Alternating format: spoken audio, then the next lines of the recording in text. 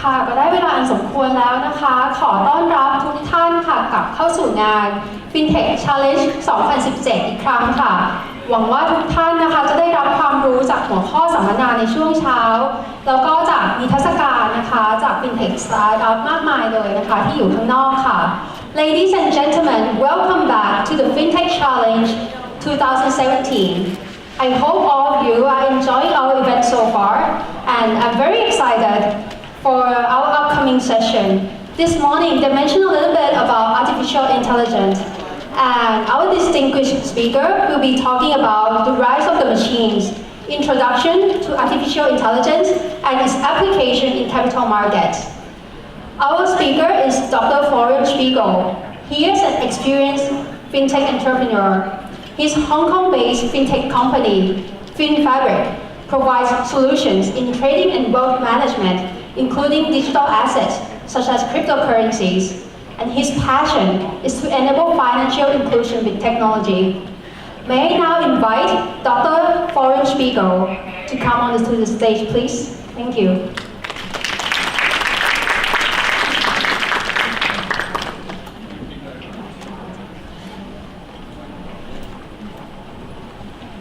Thank you very much for the very kind introduction. I'm very happy to be here. Rise of the machines, or rather, rise of the machines, there is a question mark in this presentation for a reason. Because on the one hand, I think we're still underestimating how prevalent AI is already in financial services.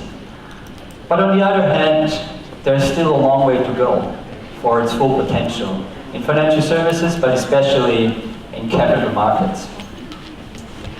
And this is really what I want to talk about with you today. It's how is AI used in financial services and capital markets, and explore a little bit what it is, where it's coming from, why it is so important today, and also what are its concrete applications that we see in this industry. Why am I so excited about this? I'm one of the co-founders of FinFabrik, as you've heard, and what we do is we build software for capital markets, including also cryptocurrency markets. And the way we look at this is, there's really two sides. One side is us, the humans, still taking the investment decision. We go out and we say, I really believe in Apple as a company, I buy the Apple stock today. But then increasingly we see the other half. It's the machine taking that investment decision. And what we find very exciting is that it's actually now both sides converging. It's the human and the machine essentially being active in these markets. So we have products on both sides, and this is why we are excited about the potential of artificial intelligence in general in these markets. So what is this AI thing that everyone keeps talking about and that we keep hearing? And I'm sure this is not the first talk where you hear about artificial intelligence. So some of this might be very familiar to you. But let's find a common baseline, what we're talking about.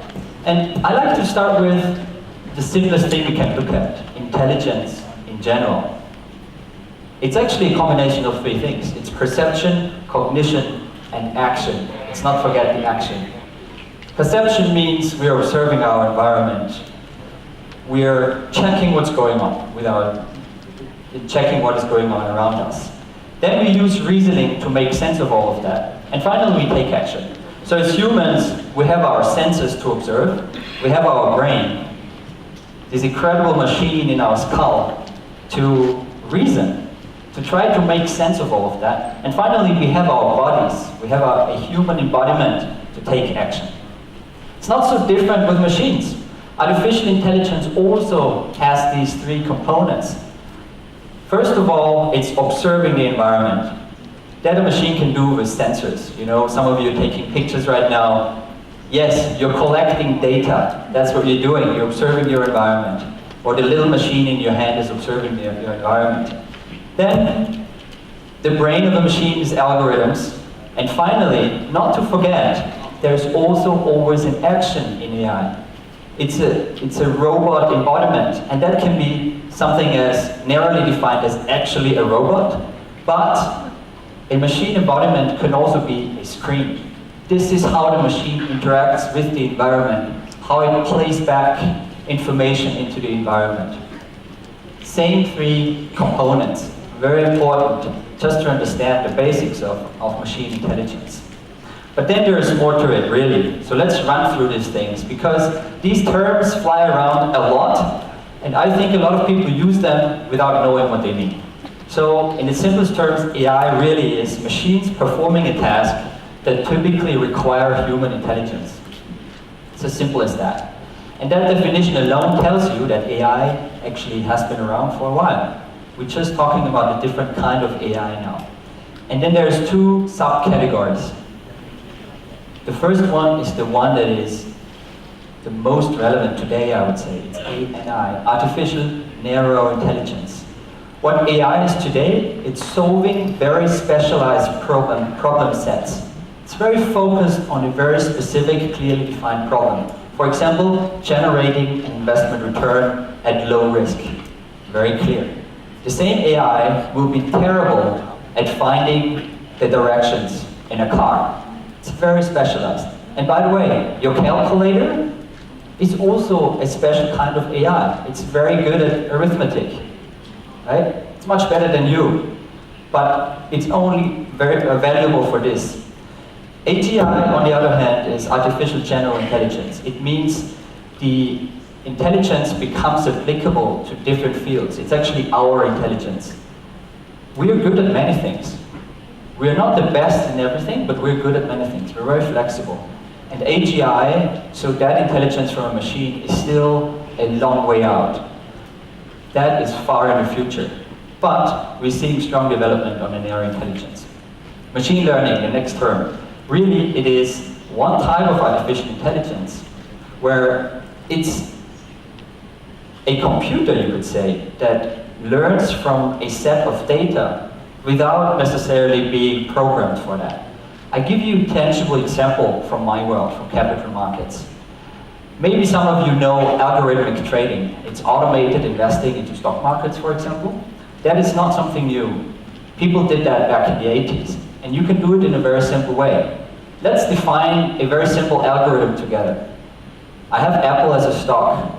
If Apple stock drops more than 3% on any given day, I want to buy 10 shares of Apple. That's an algorithm. It's a very simple one. It's probably not going to produce a lot of return, but it's an algorithm. Now imagine you write a lot more rules. Let's say 1,000 rules, very detailed. You take these rules, you give it to a machine, the machine executes it perfectly. That's algorithmic trading. Now observe one thing. It was us defining the rule, right? We were writing the rule. Machine learning means the machine is writing the rule, not the human anymore. I show the data to the machine. It looks at patterns and it determines the rules by itself. And it changes the rule as it goes on. With every investment decision, it rewrites its own rule set.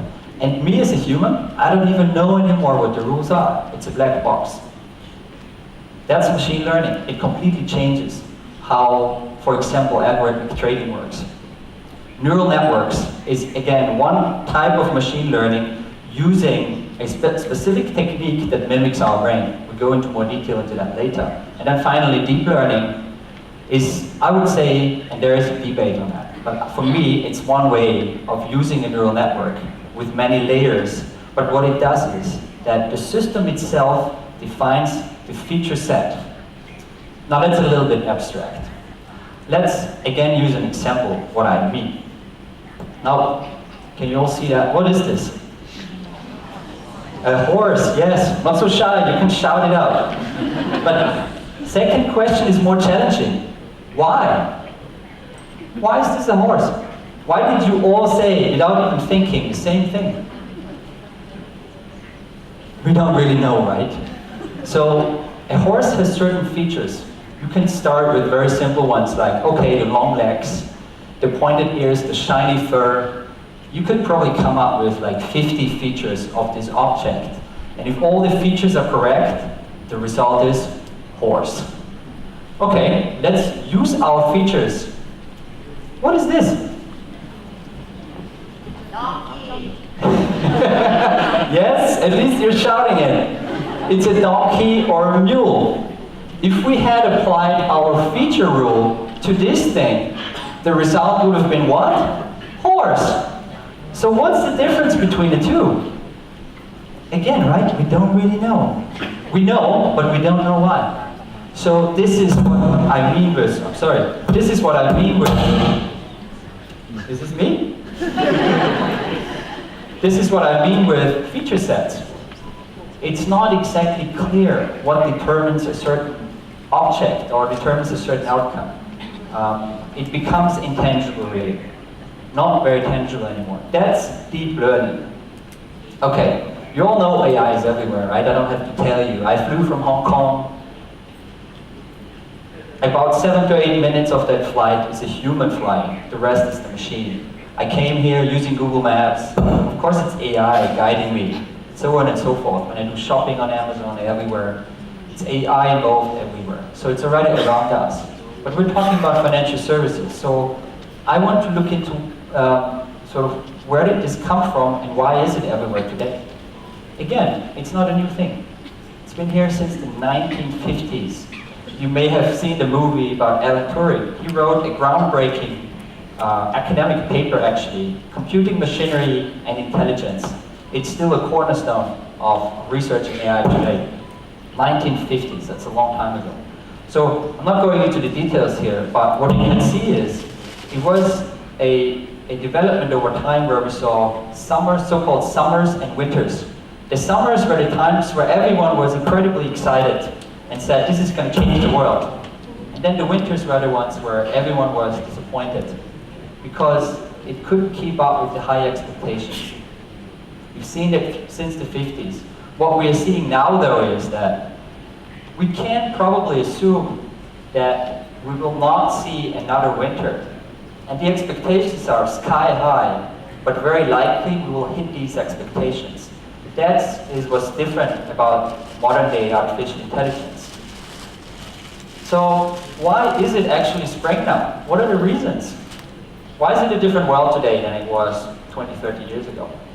Several reasons. Let's run through them. And as you can see, it's the same structure that we had for intelligence. Sensors, algorithm, embodiment. Each of those factors are different today than they used to be. Sensors. The main thing that you can say about sensors is a decrease in price, a massive decrease in price. Why? Mostly because of the smartphone revolution. Everyone's using a smartphone nowadays. There's a lot of sensors in smartphones, so a lot of demand for sensors, which drove the price down. What you see behind me is called an accelerometer. It's when you turn your screen, your phone, and the screen turns with it, you need an accelerometer for that. It dropped to 10% of the price over 10 years, right? So it's an incredible drop, which makes one thing possible. The Internet of Things. We will see sensors in everything and everywhere. Yes? We're back. Technology. Okay. So, where were we? Accelerometers, huh? And so sensors are important to collect data, as I mentioned in the beginning. So let's stick with the left-hand side of the slide. If you look at it, let's imagine all the data of all humankind. Just think back to the first book that was written, all the pictures collected, all the libraries in all the world since ever. 90% of all that data was collected by us over the last 2 years. 90%. So it roughly doubles. All the data of all of humankind doubles every 2 years. And that trend is accelerating at a neck break speed. If you look forward into 2025, it will not double every 2 years, it will double every 24 hours. This is the amazing amount of data that we will produce. And why is that important in our topic? Because data is like oxygen for artificial intelligence. It needs data to learn and to work with. Very important development. Number one. Number two, we just have more powerful machines or more powerful ways of working with that data. First of all, it's computing power. All of you have heard about Moore's law, right? Which we've seen confirmed on and on and on. It roughly means every 18 months, we're doubling the power of chips, the computing power of chips at a falling price. Very important. The price is going down. It becomes ever cheaper to have ever more powerful computers. Again, sort of abstract. Let's look at an example. The thing on top is Deep Blue. I don't know if all of you in here are old enough to remember Deep Blue. I do. I was a kid, but I do. So Deep Blue was, in 1997, the #1 supercomputer in the world because it was able to beat the best human in chess, Garry Kasparov. It beat Garry Kasparov. It cost IBM several years and $100 million to build Deep Blue, the #1 supercomputer. Now, there's a strange number on this slide, 11 gigaflops. Flops is a way of measuring computational power. Let's leave it at that. So let's look at the bottom thing. That's a GPU, a graphics processing unit or graphics card that, for example, gamers use when they professionally play games. Now, this little thing has 13 teraflops, more than 1,000 times as powerful as Deep Blue was in 1997. Yes, it's 20 years, but I can walk into a store in Bangkok today, put $1,000, probably by now it's only 1,000, on the table and buy a supercomputer. And it's not $100 million, it's $1,000. It changes everything. Everyone in their garage can run a supercomputer, can run, for example, a neural networks. So that's powering this revolution that we're seeing, including with just better algorithms. We're much better at doing research now, collaborating between universities, companies, startups. Just the underlying technology is becoming better. Finally, embodiment. That gets forgotten a lot. You probably heard about the data and the computing power before, but the embodiment part is just as important in my mind. Why? If you look back into the history of summers and winters of AI, it was always dependent on either state, government, or large corporations to say, you know what, we're really disappointed about this AI thing, let's forget about it. No funding, nothing, no research. This is when it stopped. What is different today is, AI is everywhere, if you've seen. It's in consumer products. If I go out today and I cannot use Siri anymore, I cannot use Google Maps anymore, I cannot get new movies suggested on Netflix, I would probably miss it.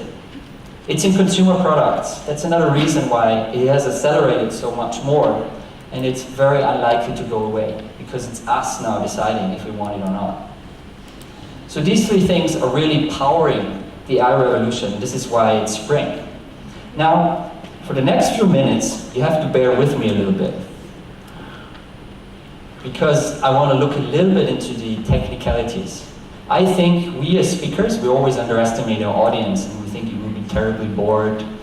But I think if you walk out today knowing just a little bit more about neural networks, that's already mission accomplished for me. So let's look at some of the technicality of neural networks and how they work, and where they come from.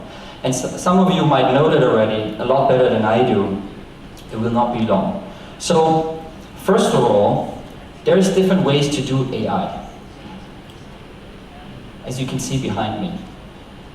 The dominating approach is coming from the so-called connectionists. There's different camps, and one of those camps are the connectionists.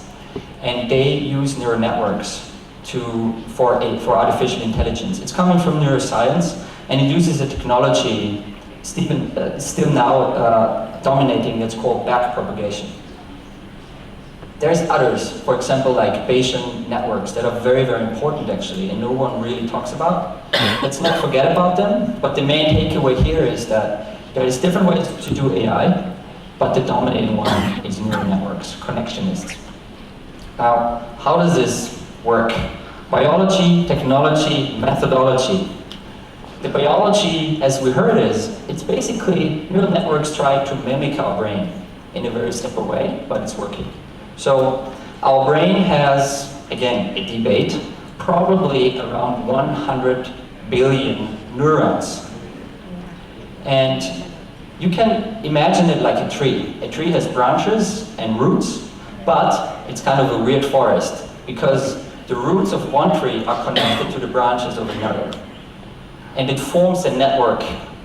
Our brain is basically a network of these, right?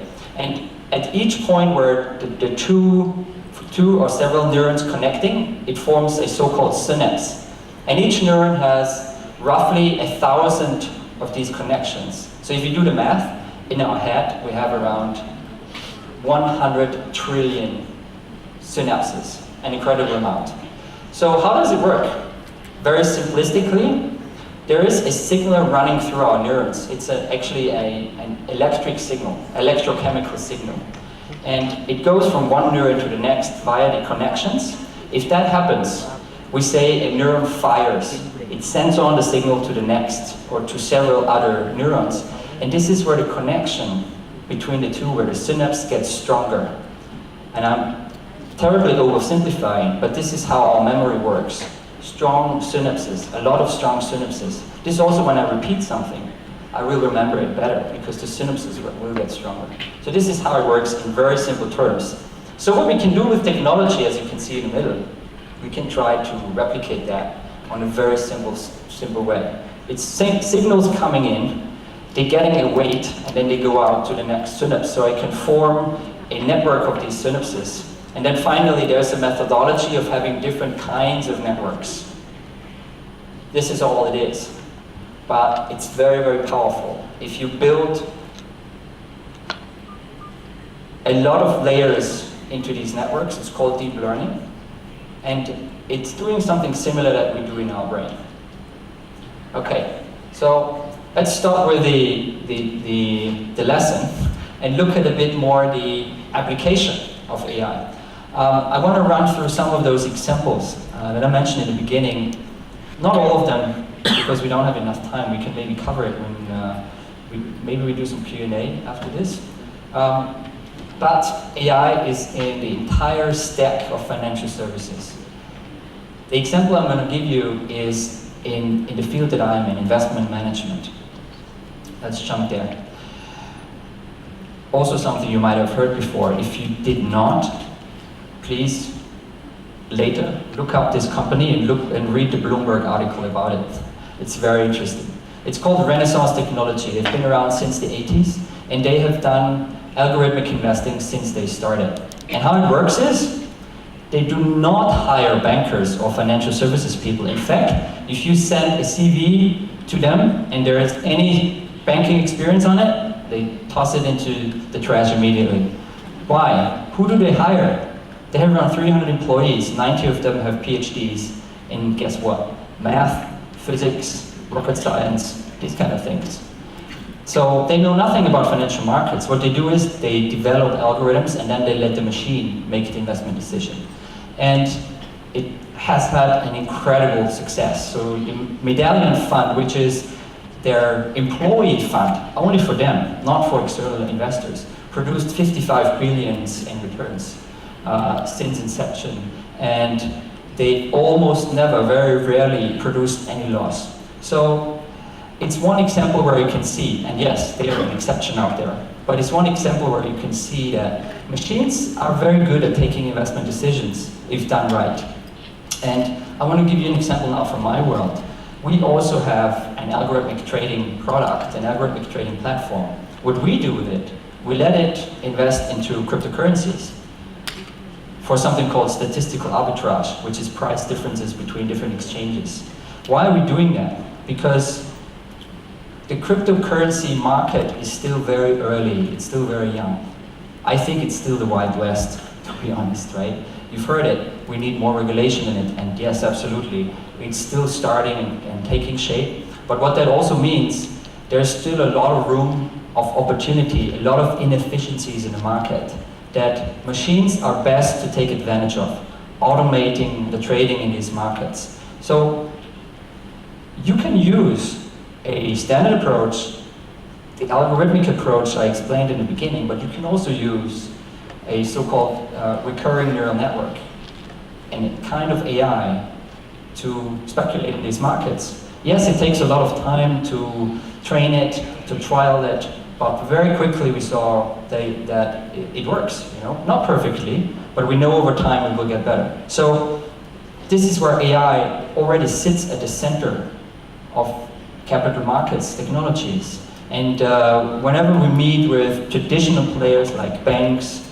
wealth managers, they still hire a portfolio manager. And I feel almost a little bit sorry for them because they have no chance.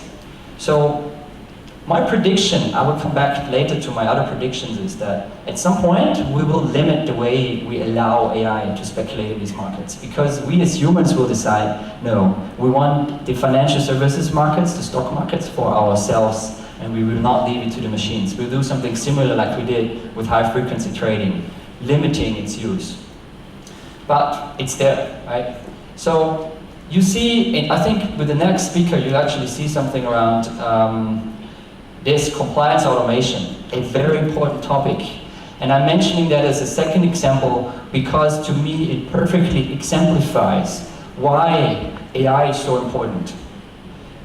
I don't want to offend anyone in the room, but if you work in a compliance department, I'm sorry. It's terrible, right? It's literally checking papers and looking at things and searching on the internet, finding out who people are so that they can open an account. Honestly, and now joking apart, we humans are not built for that. We make a lot of mistakes. We're very messy, we're distracted. We think about, maybe I should have studied psychology or something else. A machine is perfect with that. Looking at data, looking at patterns, and then making a decision. Should we open this bank account with this client or not? Is there anything bad about this client or not? Is this a transaction that maybe we should look into further or not? A machine is perfect with that, and you can draw a very simple line. If you think about it, everything that can be measured in terms of, let's say,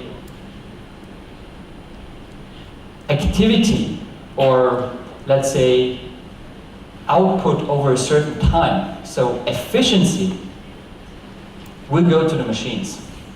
No question for me, because we're not good at that. Everything that is not measured in efficiency, like creativity, inventing new things, human interaction, building relationships, this is for us. So actually what we do will get a lot more exciting, right? We should embrace this development, we should not be afraid of it. So, and I'm just mentioning that as an example, and I get back at the end to it. So, as a last point on the concrete implementation, I want to look a little bit forward. The message of the last few slides was, it's already there, it's already happening, it's already displacing jobs. But what will happen in the future in our field, capital markets? What we think as a company is that actually these different, very specialized kinds of AI will be combined into platforms, into what we call full stack AI in capital markets. Let's run through it, right? The client interaction, you all know about chatbots, right? A chatbot is a special kind of AI, natural language programming. So that's one layer. Then I need to profile that client. I need to understand the life situation of that client so I can advise that person. That's another kind of AI. Then I need to take the investment decision. That's the machine I just mentioned, and so on and so forth. It's combining layers of very specialized artificial intelligence to a full stack service platform. Now that is doing many things, but one thing we are particularly excited about is not the investment return, no. What can I do with a platform like that? I can offer that service to anyone. Wealth management doesn't mean you need to give me millions anymore. You can give me $5 and I can still serve you because I have a fully automated platform at very low cost. It's about financial inclusion in the end. So this is for us the future when, in our area, the future when we look forward what AI is going to do to the industry. Now, is all of this rosy and great? No. We'll see challenges. And let's look at one of those challenges. I think we can bring the website up, right? Let's try that. Yes, perfect. This is live. Norse. You can check on the internet. This is an attack map. What these guys are doing, they are tracking live attacks between different countries. So they They check the source and then they detect entity. This is happening right now, right? You can see Thailand on the list. So attack targets, including Thailand on the top list. And of course, you know, the usual suspects on the attack origins, the United States and China. Why am I showing you this? This map saw an incredible speed up of attacks over the last year. And it's very likely that a lot of these attacks are automated. We don't know for sure, but there is AI being used for cyber attacks, automating attacks. But, thanks, let's go back to the slides.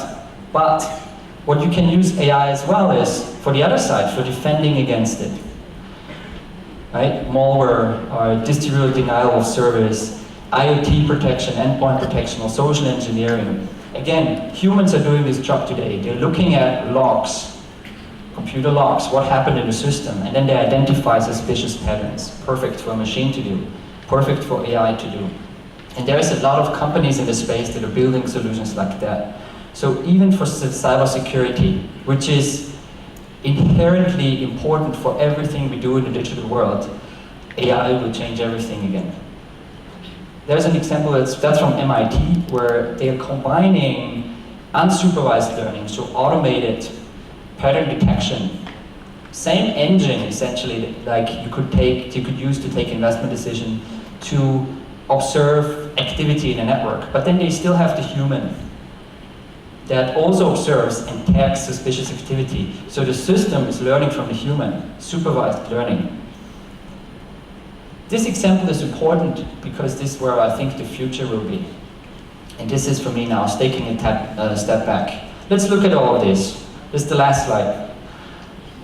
Financial services, what will happen? We'll see new players like my company, FinFabrik. We'll see new business models, and in the end, it's also what I just said in the interview that I gave earlier. What is the main impact? We all benefit from it.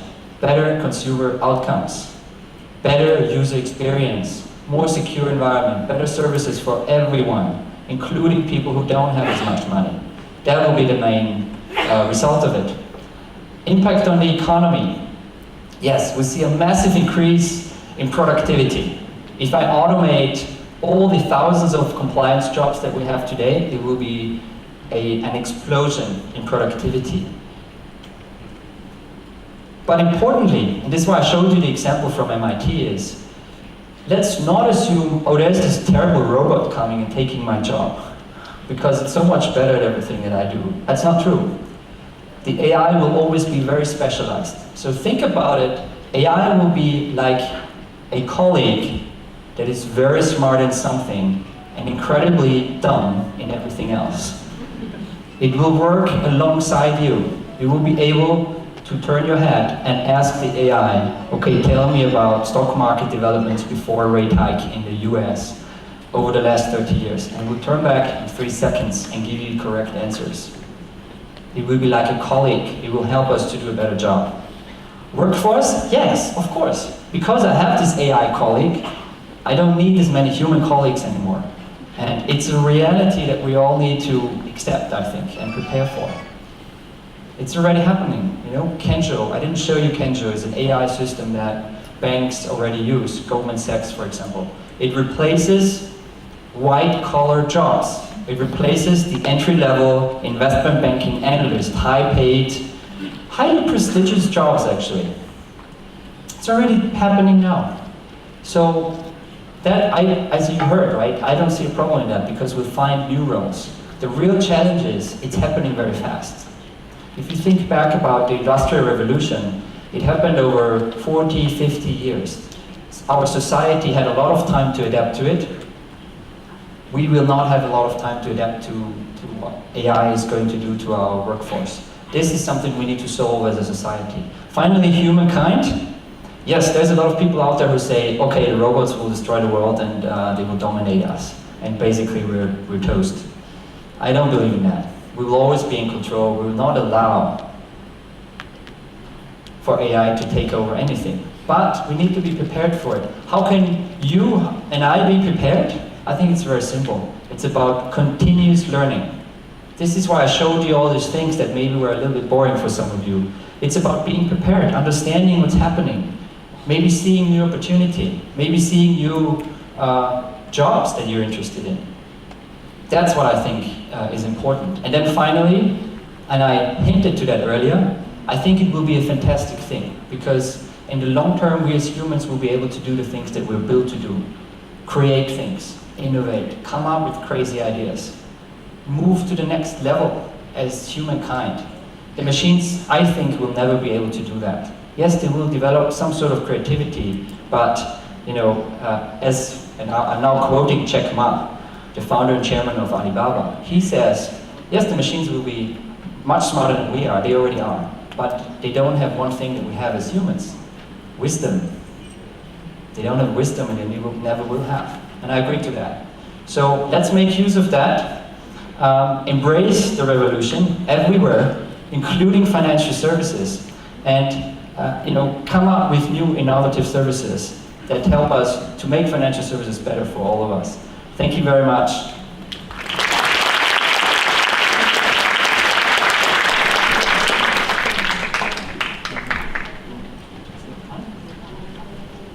So we have still 5 minutes. If there is any questions from anyone, I'm very happy to take them. I'm doing that because I like this part most. Anyone? I cannot see much. No one's, yes. There is a brave gentleman here. I come to you.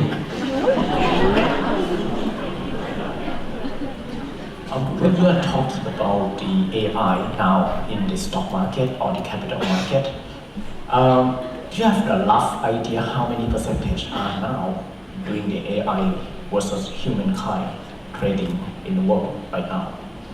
That's a very good question, thank you. And it comes right from my world. Sorry, I'm going back upstairs.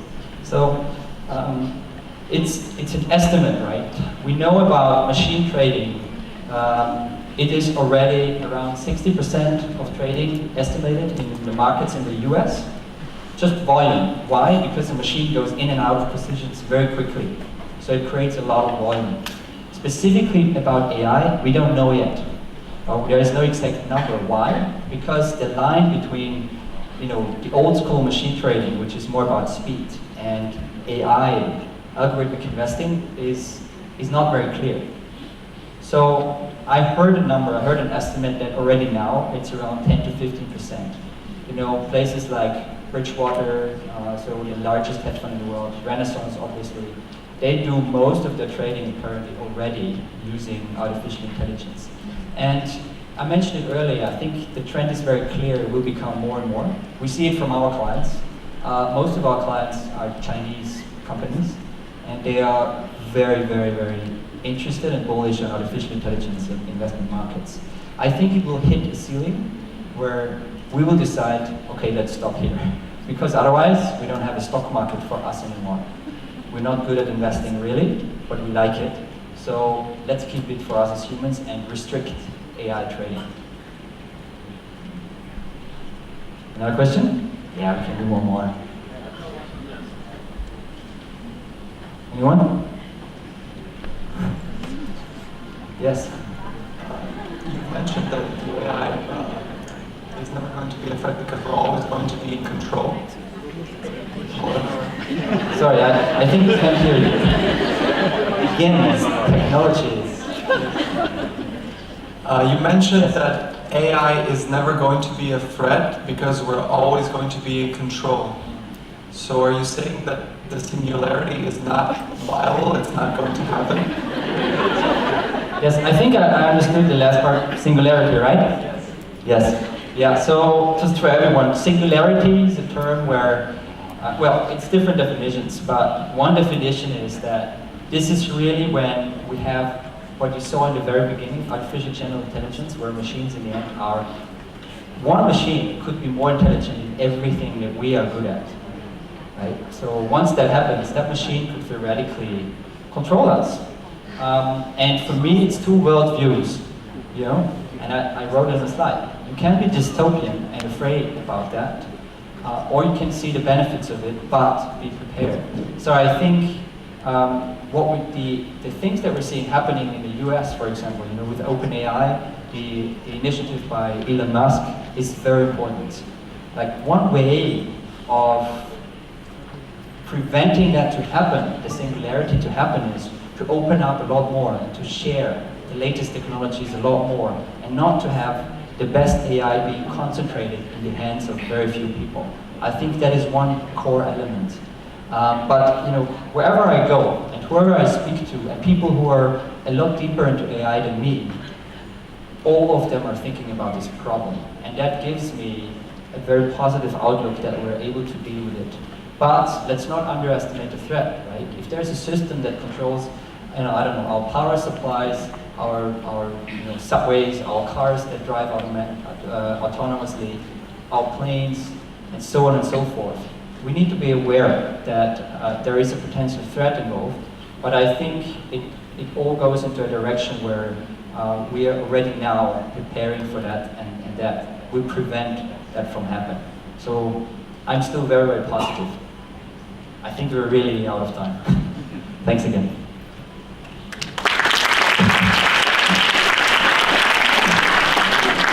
I think there's one more question from the floor. All right.